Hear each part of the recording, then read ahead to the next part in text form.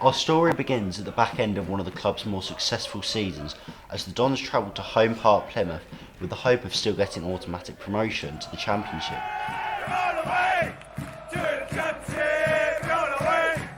But all this would mean nothing if Dons promotion rivals Rotherham were to pick up 3 points at relegation-threatened Gillingham, meaning the Dons would have to then settle for the playoffs. The Dons would go on to win by 5-0 at home park against Plymouth, with the goal from Harry Darling and 4 from League One's Player of the Year, Scott Twine. It's gorgeous. It's absolutely wonderful. And still, Scott Twine takes centre stage again. Still Kasumu, and there's Twine! Twine. Oh, it's another! Scott Twine is taking Plymouth Argyle. This would be nothing though due to Rotherham winning at Gillingham, meaning the Dons would face the playoffs and a test against Buckinghamshire rivals Wycombe Wanderers. The league season may seem like a battle, but when it comes to the playoffs it's a full-on war, as only one team can get promotion and only 2 teams get their day out in the sun at Wembley.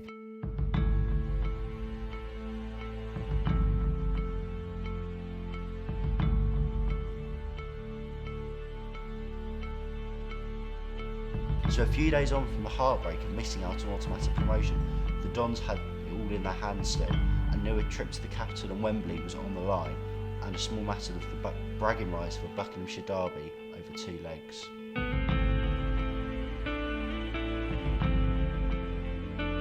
Adams Park Wycombe will play host to the first leg of the League One playoffs.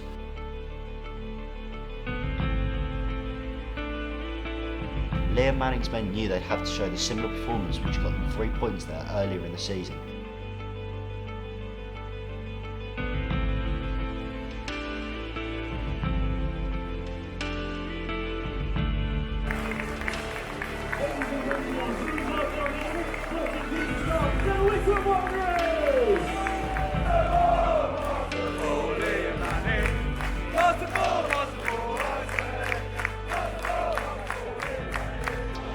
Got it through for Troy Parrott, and that's the first big chance of this first leg.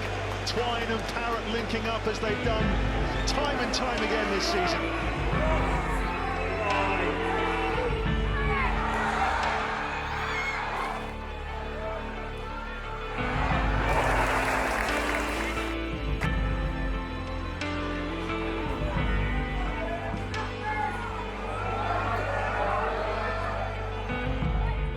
But what would actually happen proved to be the breaking point for the Dons season.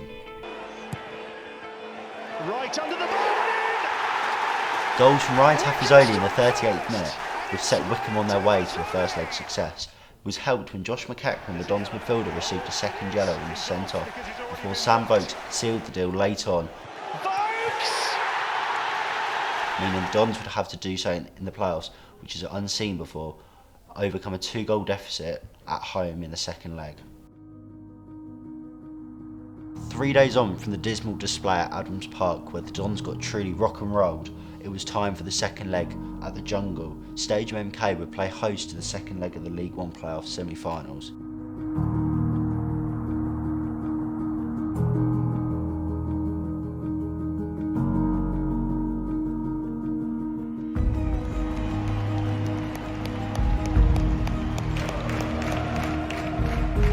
The Dons came out the traps like dogs that had been locked in cages for weeks and had the sense of their next meal. Oh, and a good header as well for Darling. In a great position and so close to grabbing an early goal.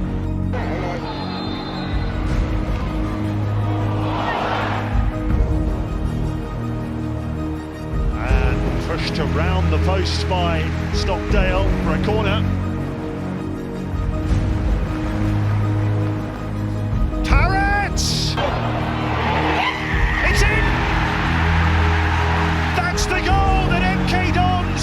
Desperately wanted to get right back in this tie. It is game on. So when Troy Parrott scored in the 26th minute for the Dons, there was a sense that this could be the Dons' time. Oh, a little outside of the boot towards Wycombe. Twine. Parrott! Oh, he's last second from Jacobson. Don's season was over as they couldn't find the second goal. There's the full-time whistle, and the Chairboys are heading back to Wembley. Gareth Ainsworth has done it again.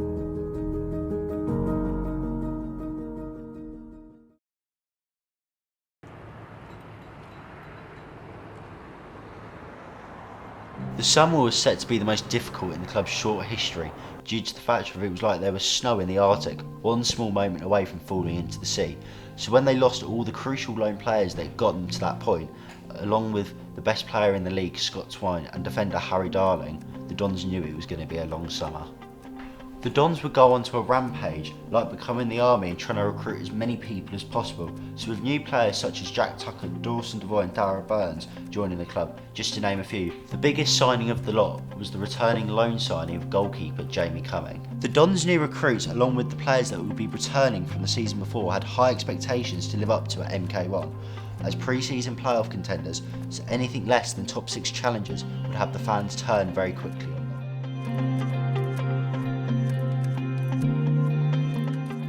And to say the Dons would come out the blocks flying like a bulldog who everyone is fearful of would be anything but true. So when the Dons started the season in the beautiful city of Cambridge, which is better known for education, the Dons fans would be in for a shock.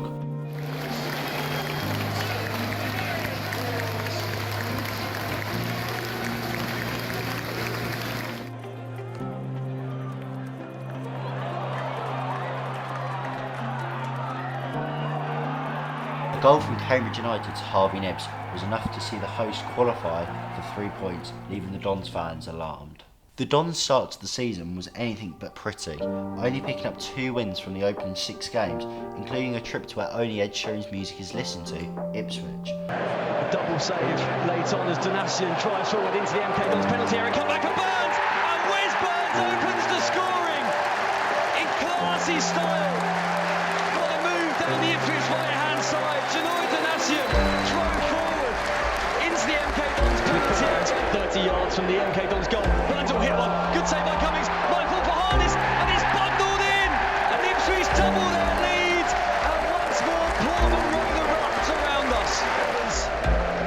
And he's on it again this afternoon. I can't believe that he hasn't managed to reach that. Burns slides it into Donatian, Donatian back to Chaplin, and Chaplin gets the goal that he deserves.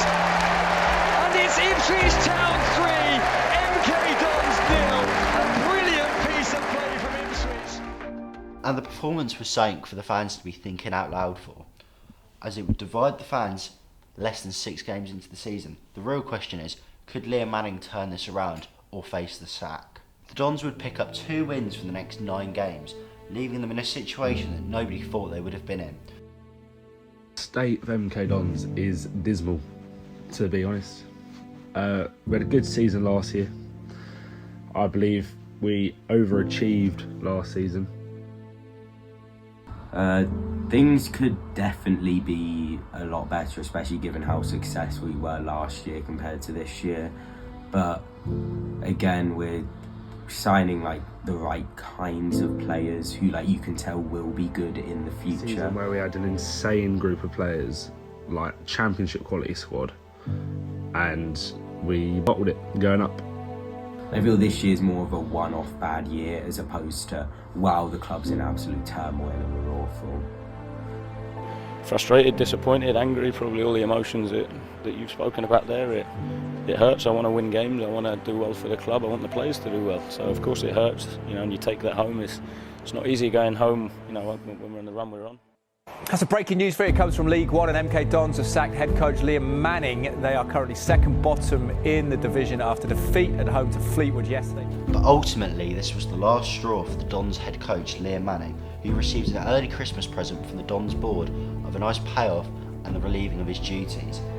The Dons set sail to the south coast without a manager and turned to Fratton Park in search of the treasure of 3 points. And like pirates, they came and hijacked 3 points thanks to goals from Bradley Johnson and defender Jack Tucker, as the Dons set sail into the Christmas period looking for a new manager. In the last few minutes, and it's Mark Jackson being named the new head coach at MK Dons. Mark Jackson was announced as the Dons' new head coach. The question on everyone's lips in Milton Keynes at the moment, who is Mark Jackson?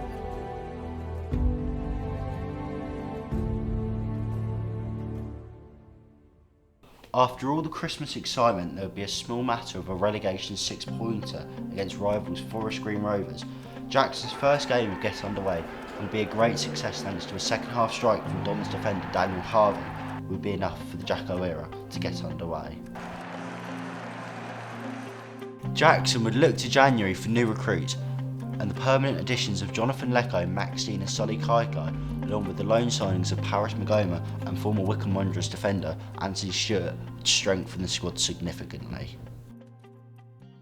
Dons entered the month of loving, or as single people call it, February, with a tricky test of playing the 3 of the top 6. Nobody would be surprised when Dons went on Valentine's Day to Bolton Wanderers and were 5-0 down after 40 minutes.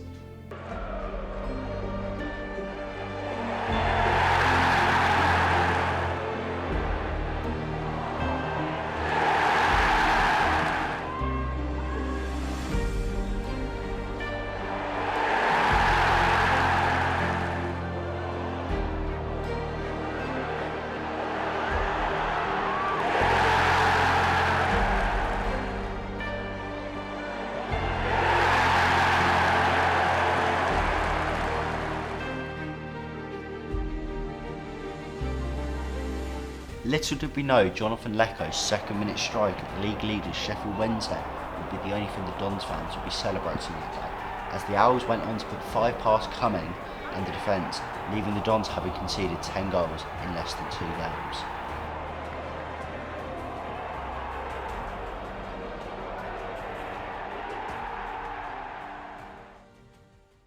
The Dons were provided with a glimmer of hope. 3 straight wins would see the Dons climb out of the relegation zone. But would that be enough?